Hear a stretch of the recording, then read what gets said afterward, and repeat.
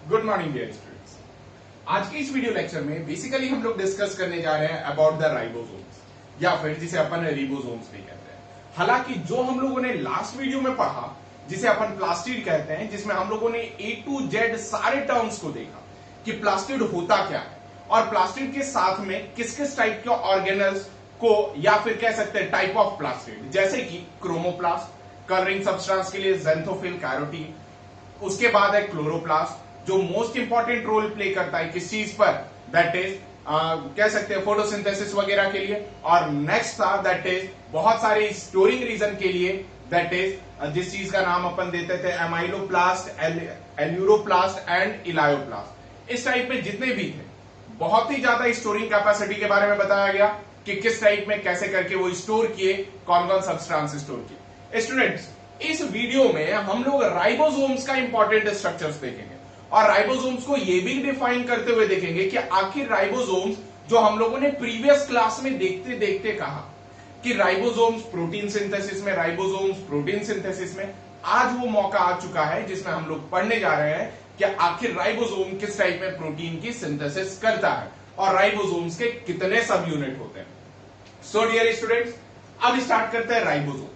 Ribosomes basically जो first observe किया गया था by the help of George Palade in 1953। कब? 1953 में जॉर्ज पायलट ने फर्स्ट टाइम रिबोसोम्स को ऑब्जर्व किया। उसके बिहाफ पर इन्होंने ये देखा कि राइबोसोम्स एक्चुअल में ए मेम्ब्रेनस स्ट्रक्चर है, यानी इसके ऊपर आउटर कवरिंग पर कोई भी मेम्ब्रेन प्रेजेंट नहीं है। और ये किस टाइप का स्ट्रक्चर है? तो ग्रेन्युलर स्ट्रक्चर है, छोटे छोटे ग्रेन्यूल्स प्रेजेंट होते हैं। ग्रेन्यूल्स का मतलब होता है पार्टिकल, कण। नेक्स्ट, जब ये देखा गया तब इन्होंने ये बताया कि राइबोसोम्स मोस्टली जो है वो आरएनए और प्रोटीन का बना हुआ होता है। किसका किसका बना हुआ होता है? आरएनए और प्रोटीन का बना हुआ होता है। यही कारण से जो आरएनए और प्रोटीन का बना हुआ होता है तो बॉडी के लिए पूरा बिल्डअप प्रोटीन है, यानी सेल्स को चलाने के लिए इंपॉर्टेंट रोल प्ले करने के लिए प्रोटीन है। सो क्या होगा, यही कारण से इसका नाम आगे चल करके क्या कह दिया गया? एंजिन ऑफ सेल कहा गया। देखिए बेटा, एंजिन ऑफ सेल से बेसिकली बहुत कंट्रोवर्शियल पॉइंट है। कुछ का यह मानना है कि एंजिन ऑफ सेल्स जो है वो आपका राइबोसोम्स ना होकर के क्लोरोप्लास्ट है। क्यों? क्योंकि वो एनर्जी प्रोड्यूस करता है, जबकि प्रोटीन भी बॉडी के इंपॉर्टेंट मेटाबॉलिज्म के लिए इंपॉर्टेंट रोल प्ले करता है। यही कारण है कि रिबोसोम्स को अपन एंजिन ऑफ सेल्स कहते हैं। लेकिन याद रखिएगा ये कंट्रोवर्शियल पॉइंट है। नेक्स्ट स्टूडेंट्स, अब क्या है कि कुछ एक्सेप्शंस है रिबोसोम्स का, जैसे राइबोसोम्स आरबीसी में प्रेजेंट नहीं होता है। ऑलरेडी मैंने आपको बताया था कि आरबीसी बेसिकली क्या रहता है? इन्यूक्लिएटेड होता है। इन्यूक्लिएटेड का मतलब इसमें न्यूक्लियस क्या हो गया? एब्सेंट हो गया। जब इसमें न्यूक्लियस एब्सेंट हो गया तो क्या हुआ? अब जब मैच्योर, देखो अब कहोगे कि सर बिना न्यूक्लियस के बंदा कैसे चल पाएगा? बिल्कुल बात सही बोल रहे हो आप कि बिना न्यूक्लियस का चल नहीं पाएगा। सो स्टूडेंट, उस समय क्या होगा कि इन्यूक्लिएटेड का कॉन्सेप्ट किस टाइप में एक्ट करेगा जरा समझिएगा। अब बात ये रहा कि जब आरबीसी था, जब डेवलप हो रहा था तो उसके पास क्या प्रेजेंट था? न्यूक्लियस प्रेजेंट था। लेकिन उसके बाद ये क्या हो गया? जब मैच्योर हो गया तो न्यूक्लियस रिमूव हो गया। कारण आरबीसी में हमारा O2 कैरिंग कैपेसिटी को बढ़ाना होता है। सो अगर न्यूक्लियस रहेगा तो आरबीसी का सरफेस एरिया घट जाएगा ऑक्सीजन कैरी करने के लिए। सो यही कारण है कि नेचर जब मैच्योर हुआ आरबीसी तब उसे इन्यूक्लिएट बना दिया। यही कारण है कि जब न्यूक्लियस नहीं रहेगा तो कोई बड़े बड़े ऑर्गेनल्स भी उसके पास प्रेजेंट नहीं रहेंगे और यही कारण से इसकी जो लाइफ होती है वो तकरीबन 120 दिन की होती है। कितने दिन की होती है? 120 दिन की होती है। नेक्स्ट, अब क्या होता है कि कुछ स्मॉलेस्ट ऑर्गेनल्स में भी रिबोसोम्स क्या होते हैं? एब्सेंट होते हैं। Plus organelles with in organelles, मतलब ये कहा जाता है कि ये ऑर्गेनल्स के अंदर ऑर्गेनल्स है। मान लो जैसे कि देखो आप, अगर कोई एक सेल है, ठीक है, ये क्या रह गया? सेल हो गया। सेल के अंदर रिबोसोम्स भी है, देखिए जरा, क्लियर? अब मान लो ये क्लोरोप्लास्ट ही ले लेते हैं अपन, जो लास्ट क्लास में पढ़े थे।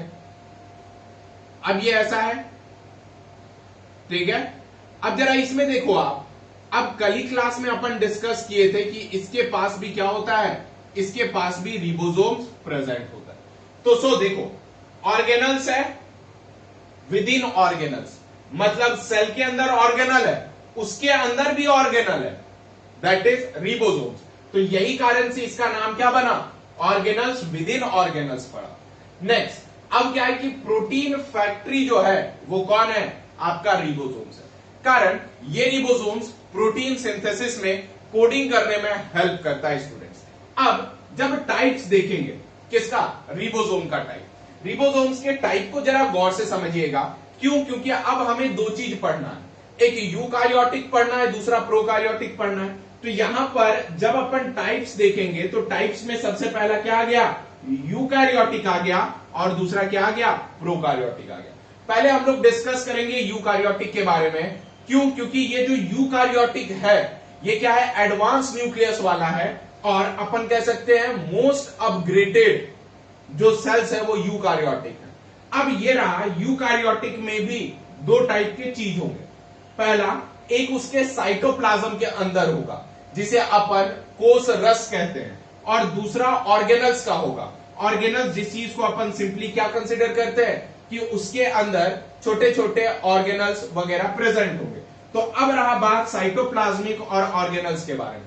जैसे साइटोप्लाज्मिक में जो भी राइबोसोम्स, यानी सेल के अंदर जो साइटोप्लाज्म पे जो ये रिबोसोम्स है, ये कैसा होगा, ये एटीएस राइबोसोम होगा। लेकिन अब क्या है कि अगर किसी ऑर्गेनल के अंदर, यानी सेल के ऑर्गेनल के अंदर राइबोसोम्स प्रेजेंट होगा तो वो कैसा होगा, वो 70s रिबोसोम्स होगा। ध्यान रखना। अब क्या है कि क्यों जरूरत पड़ा दोनों जगह। अब जब सेल वर्क कर रहा था तो सेल को क्या है कि मेटाबॉलिकली ज्यादा एक्टिव होना पड़ता है, तब जाकर के वो दूसरे ऑर्गेनल का पालन पोषण कर लेगा। सो यही कारण से जो बाहर वाले साइटोप्लाज्मिक रिबोसोम्स होते हैं उनकी वैल्यू क्या होती है, ज्यादा होती है। जबकि कोई भी ऑर्गेनल्स जो होता है, जैसे कि यहां पर क्लोरोप्लास्ट के बारे में, वो सिर्फ अपना क्लोरोप्लास्ट का ही स्ट्रक्चर मेंटेन करेगा। यानी अब जब ये क्लोरोप्लास्ट का स्ट्रक्चर मेंटेन कर रहा है तो इसे प्रोटीन सिर्फ क्लोरोप्लास्ट के लिए चाहिए, ना कि पूरे सेल के लिए चाहिए। तो यही कारण है कि जब इसकी रिक्वायरमेंट कम रहती है तो ऑर्गेनल्स कैसा होता है, 70s होता है।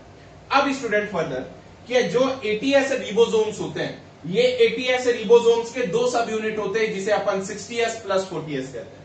न्यूमेरिकल डेटा के साथ नहीं होता है, बल्कि ये जो होता है ये सेडिमेंटेशन कोएफिशिएंट के रेस्पेक्ट में होता है। जबकि ऑर्गेनल्स रिबोसोम 70s होते हैं जिसकी दो सब यूनिट होती है, that is 50s plus 30s होती है। नेक्स्ट स्टूडेंट, ऑर्गेनल्स जो होते हैं वो प्रोकारियोटिक में एब्सेंट होते हैं, जिसमें साइटोप्लाज्मिक में कितने होते हैं, 70s रिबोसोम्स प्रेजेंट होते हैं। नेक्स्ट स्टूडेंट, अब बात करते हैं कि इस जगह पर इन दोनों रिबोसोम्स के सब यूनिट को कोई ना कोई आयन तो होल्ड करके रखा होगा। ये आयन कौन होगा, जो दो आयन आपस में होल्ड करके रखा हुआ होगा वो एक्चुअल में होता है मैग्नीशियम आयन। अब क्या है, मैग्नीशियम आयन में दो यूनिट होते हैं, जैसे कि अब रिबोसोम्स के दो यूनिट हो गए, ऐसे और ऐसे। एक लार्जर सब यूनिट होता है, जैसे वैल्यू देखो आप, एक लार्जर होगा दूसरा स्मॉलर होगा, ये भी लार्जर है और स्मॉलर है। सेम चीज क्या होगा डियर स्टूडेंट्स की जो लार्जर यूनिट है वो स्मॉल यूनिट को बाइंड करेगा। सो बाइंड कैसे करेगा, क्या आपस में घूम रहे हैं, कपलिंग करना है तो आकर के बैठ गए, बिल्कुल नहीं, ऐसा बिल्कुल नहीं है।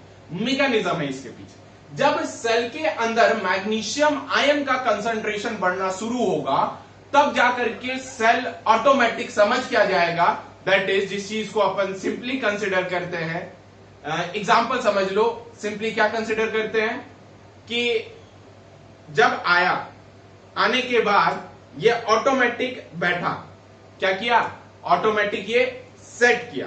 सेट करने के बाद मतलब मैग्नीशियम आयन जब सराउंडिंग में कंसंट्रेशन इंक्रीज हो गया तब अल्टीमेटली क्या रहा कि ये दोनों आपस में आकर के बैठ गए। जब आपस में आकर के बैठ गए तब अल्टीमेटली क्या करेगा, प्रोटीन सिंथेसिस का रोल टेक प्लेस करेगा। सो यही कारण है जिसे अपन कहते हैं आयन, मैग्नीशियम आयन रिक्वायर करता है दोनों सब यूनिट को जोड़ने के लिए, वो प्रोटीन का सिंथेसिस कर सके।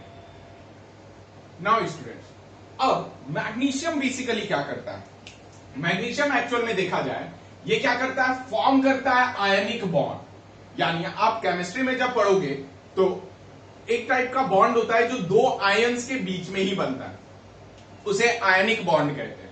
जैसे कि with phosphate group of RNA, यानी आरएनए के अंदर एक फॉस्फेट ग्रुप्स होते हैं, उसके अंदर जनरली क्या करता है, ये आयनिक बॉन्ड का फॉर्मेशन करता है। अब जब ये आयनिक बॉन्ड का फॉर्मेशन कर गया, मतलब कि अब मान लो ये था आपका क्या, एमआरएनए। जब ये एमआरएनए रहा यानी मैसेंजर आरएनए, आरएनए के भी तीन टाइप होते हैं, एक होता है एमआरएनए, दूसरा होता है आरआरएनए और तीसरा होता है एमआरएनए। ठीक है, फिर से बोल दे रहा हूं, एमआरएनए, टीआरएनए, आरआरएनए। अगर भूल जाओ तो आज के डेट में जब लॉकडाउन हुआ था तो घर में ढेर सारी जलेबियां, जिनकी स्टेटस देखो सब जलेबियां समोसे बनाते रह रहे थे। अब बेसिकली क्या है, उसी टाइप में जो गुलाब जामुन बनाने की एक कंपनी है जिसका नाम एमटीआर है, जो आईटीसी अप्रूव्ड है, उसमें याद रखिएगा MTR type of RNA. Clear है। नेक्स्ट देखें, अब जब इसमें दो सब यूनिट था तो पहले ही बताया था, एक लार्जर सब यूनिट था और दूसरा क्या था, स्मॉलर सब यूनिट था। अब जरा देखो, ये आपस में आकर के बैठ गए। जब आपस में आकर के बैठ गए तब इसी टर्म को अपन क्या कहेंगे, पॉलीजोम कहेंगे बेटा। क्या कहेंगे इसे, पॉलीजोम कहेंगे। अब पॉलीजोम बन गया तब ये एमआरएनए का कोडिंग स्टार्ट हो जाएगा। जब ये एमआरएनए की कोडिंग स्टार्ट हो जाएगी तब इसके बाद जो निकलेगा वो क्या निकलेगा, प्रोटीन निकलेगा। होप आपको ये पूरा लाइन क्लियर होगा। और मैग्नीशियम आयन का कंसंट्रेशन बढ़ने के बाद क्या होता है ये भी आप अच्छे तरीके से समझ पाओगे। नेक्स्ट स्टूडेंट, मैग्नीशियम आयन का जो मिनिमम कंसंट्रेशन रिक्वायर होता है तब जाकर के दोनों ही स्ट्रक्चर फॉर्म कर पाता है, वो होता है तकरीबन 0.001 मोलर सॉल्यूशन। नेक्स्ट, अब जितने में भी देखे बताया था एस, यहां पे जो एस है 80s 70s, उसमें जो एस है, एस का नाम है दैट इज सेवेडबर्ग यूनिट। सेवेडबर्ग एक साइंटिस्ट का नाम था जिन्होंने एक्चुअल में सेडिमेंटेशन कोएफिशिएंट दिए थे। मतलब अब क्या है कि दो पार्टिकल को जब आप ले लोगे और उसे बहुत स्पीड में रोटेट करवाओगे एक चैम्बर्ड में, तब क्या होगा कि जो हैवी पार्टिकल होंगे वो नीचे बैठ जाएंगे और लाइट पार्टिकल ऊपर रह जाएंगे। तो उसी चीज को अपन क्या कहते हैं, सेडिमेंटेशन कोएफिशिएंट कहते हैं, जो एक्चुअल में डेंसिटी और वेट के रेशियो के साथ चलता है। अब स्टूडेंट जरा समझना कि केमिकल कंपोजिशन क्या है। केमिकल कंपोजिशन अगर देखा जाए तो सबसे पहला क्या है, दैट इज 70s। 70s में क्या होता है, 60% आरआरएनए होता है और 40% क्या होता है, प्रोटीन होता है। क्लियर है, 60% क्या होता है, आरआरएनए होता है और 40% प्रोटीन होता है। नेक्स्ट, 80s में तकरीबन 40% आरआरएनए होता है, दैट इज राइबोसोमल आरआरएनए, मतलब राइबोसोमल आरएनए। इसके बाद 60% क्या होता है स्टूडेंट्स, प्रोटीन होता है। नेक्स्ट जो 60s होता है, इसमें जो राइबोसोमल आरएनए जो होता है वो 28S टाइप, 5.8S टाइप और 5S टाइप होते हैं। नेक्स्ट स्टूडेंट, जो 40S होता है आरआरएनए और 18S type of rRNA present होता है 40S में, जबकि 50S में आरआरएनए का टाइप 23 और 5S टाइप होते हैं।